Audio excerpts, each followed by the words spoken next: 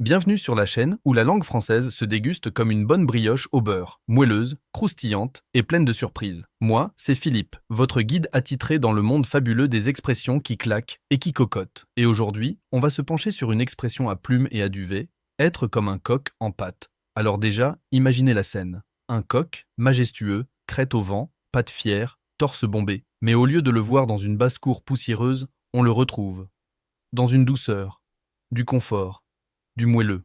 Bref, dans de la pâte. Pas de la pâte à pain, hein? On parle ici de douceur, de soin, de bien-être total, comme si le volatile se retrouvait enveloppé dans un coussin en cachemire, servi sur un plateau d'argent, avec room service et playlist zen. Être comme un coq en pâte, ça signifie tout simplement être choyé, dorloté, traité comme un roi.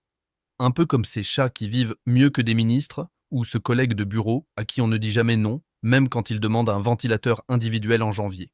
Mais d'où vient cette image étrange? Elle remonte au XVIIIe siècle, époque où la pâte désigne un mélange nourrissant et onctueux. On utilisait cette expression pour parler d'un animal, le coq en l'occurrence, bien nourri, couvé, soigné, comme s'il allait être préparé pour un festin. Pas très rassurant pour le coq, mais assez flatteur pour nous, humains, qui avons hérité de l'expression sans les plumes ni la casserole. Et attention, ce n'est pas juste être à l'aise. Non, non.